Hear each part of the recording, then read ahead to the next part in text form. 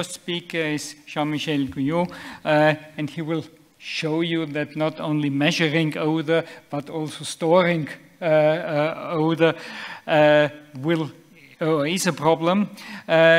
His paper has the title Main Losses of Sampled Volatile Compounds in Nalophan Bags, Focus on Sulphur Compounds. Jean-Michel is professor on the MIT Mine Allée in France. He has 30 years of experience in odor and odor measurements, and he is coordinator of several standardization bodies about odor in France and is involved in standardization in the European level as well. And the floor is yours. It's a pleasure to be here. Thank you. Okay, thank you, Günther. So this talk is just to speak about a problem, of course, about sampling, and typically we will have a focus on sulfur compound. That is a key compound in wastewater treatment plants. So it's some results made in collaboration with the University of Cordoba. So what can we say quickly about sampling with bags? Of course, the advantage is that compatible with EN 13725, the old and the new version. It's a cheap method. It's very easy to use. And of course, we have some drawbacks, a relative weakness of bags. Typically, with the film, we can break the film. Of course, if you fill too much your bag, you have a potential blast. And the key potential problem is losses and recovery decrease. So that's typically the subject of this talk. So what can we say? We can have losses, and we will just show a few examples. So typically with humidity, and of course the main subject with 7 selected sulfur compounds. So we have sulfides, mercaptans, disulfides. So typically the variety that we can find in odorous and odorous compounds that contain a sulfur atom. So just to start and to have in mind that the diffusion can be very fast. Here you have a small graph where you can see the diffusion between diffusion of humidity between nalophan film or Tedlar film. So it's very, very fast. So of course, in that case, it's forced because you have a dry air outside. But as you can see, the diffusion can be very, very, very fast. And so the question is typically for the other compound, and typically sulfur compound. It was proven that, in fact, globally, humidity diffuses faster than other compounds. So it could be an advantage to dry a sample in a bag. So you can use that and to limit humidity inside when you want to make, for example, a chromatography after.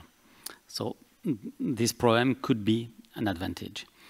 So now, if we want to look at what can arrive with nalophan bags, of course, typically the main problems could be diffusion, of course.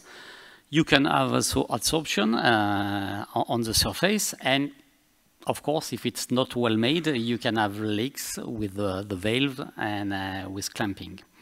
So just to verify one aspect about leaks, you have here this experiment, of course, with the global composition of sulfur compounds, the 7 compounds I showed, and we compare bags with 1, 2, or 4 valves, and you have on the graph the global losses, and you can see that the small difference between 1, 2, or 4 valves, in fact, are quite low globally to global losses. So you can say, okay, we can lose a little bit of compounds with the valve, but globally we can accept that it's not the main problem of losses and of lack of recovery. So we can avoid this aspect. So if we just consider now the two main possibilities, adsorption and diffusion, it's quite easy to define what is adsorption and what is diffusion using a double bag like this, an internal one and an external one, as you can see in the picture and in the figure. And in that case, it's very easy because, of course, inside the so you fill the internal bag with your mixture and the external only with pure air. So inside the internal bag, if you have a decrease, that's typically your losses. And inside your external bag, if you have an increase, it's typically diffusion from the internal bag. And of course, if you want to quantify the adsorption process, it's just the difference between the two first values. So in that case, we can see that, okay, we can see globally the diffusion of our sulfur compounds. As you can see, we have here two initial concentrations for the global mixture of 7 sulfur compounds. You have a decrease of your sulfur compound, and you can observe that you have an increase in the external bag, so that proves that you have a diffusion and it's not losses based on only adsorption. Of course, the small difference between the initial concentration, you can observe a small difference, but the tendency is globally the same. What is important to note, typically for our problematic, is just to consider if you use your bag for olfactometric analysis, you know that you have 36 hours before doing, well, I think 30 hours before your experiment. Typically, what we can say that if we consider the highest concentration, your losses is around 500%. You can consider it's negligible in that case. If you consider the lower concentration, of course, your losses are quite important, around 15%. So it's acceptable if you consider the uncertainty of olfactometry. But of course, because more or less you consider that it's around 20%. But if you want to make a precise measurement, of course, you would say it's not very acceptable for a measurement technique, okay? So we clearly see that depending on the objective, you can accept the protocol to sample with a nalophan bag or not. If we look at the faster diffusion, so in fact, we have 3 compounds in the global mixture that diffuse more faster, and it's typically H2S, methyl mercaptan, and carbon disulfide. And in fact, it's quite logical because it's the smaller compounds, and so to the permeability of the film, that's the diffusion of this compound. So you don't have a very, very strong influence of initial level, even if you have a little one. And of course, if you do not observe anything during the first hours, it's typically due to the limit of detection of the equipment, because, okay, you cannot see the first step, because you cannot consider, you have nothing during 30 hours, and then it's starting. You have a small diffusion all the time, but you can quantify just after one value. So, of course, you have the complete study in the reference cited, and we have just 12 minutes to talk about that. Just to mention that, okay, we have losses, and typically for sulfur compounds, we can say that, okay, valves and clamping is not a real problem. The problem is really diffusion, and it's clearly shown by double bags. The key point is really to know what you want to do with your results. If it's for olfactometric measurement, okay, you have to keep in mind this problem, but generally you can accept the condition and you are still in the global uncertainty defined for that. So it's acceptable for sensorial measurement, but for a precise chemical measurement, of course, canister or different containers could be better than bags. You have to know that, of course, you have a very fast diffusion of very small molecules. And as it's written in the new standard EN 13725, you know, we are still looking for better materials to make bags, but of course material that at least is as good as nalophan or what we can use actually. But it's still a way to improve our sampling methodologies. So thank you for your attention.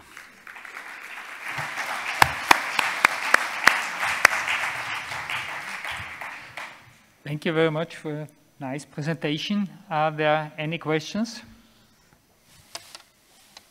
Please. Just a second.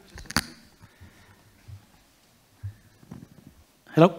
Thank you. Good presentation. You know that we were working also in this permeation for a long time ago.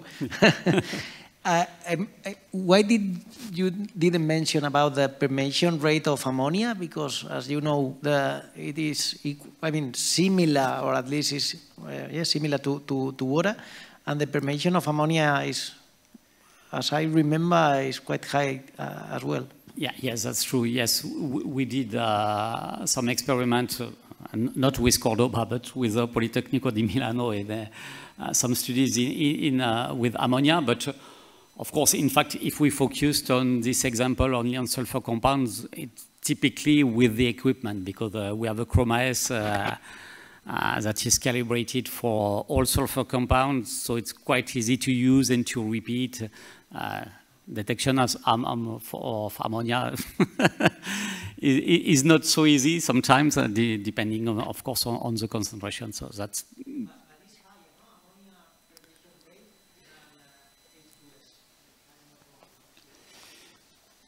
Yes, I don't remember exactly, but yes, of course, we have also diffusion of ammonia, yeah.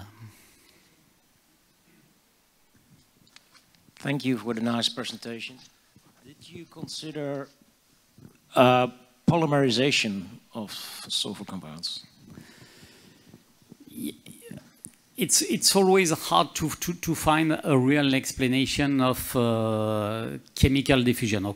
Okay, I speak about the size because it's quite obvious, you know, because we did experiments with VOCs also, and we can see, of course, that the size is a key factor. After, okay, yes, you can introduce polarity, but when I had some results about VOCs, it's not so obvious to determine physical aspects that prove that increase diffusion. Okay, because you have typically the interaction with the film. Okay, even if you prove something with nalophan, which is okay, one polymer, you are not sure that it will be the same behavior typically with Stedler. Globally, you have the same behavior with the size. Okay. And independently with the nature of the film. After, it's more complex. But of course, to be sure of the real mechanism of diffusion, we must consider all these aspects. Last question, please. Sorry if I missed this point. Did you show the effect of temperature on the diffusion rate? So, sorry, the temperature? It was at room temperature, sorry. Yeah, so I mean, you don't have data if we lower storage temperature by 5 degrees, would it help, or maybe worse because the absorption will be higher also? Yes, of course, yes.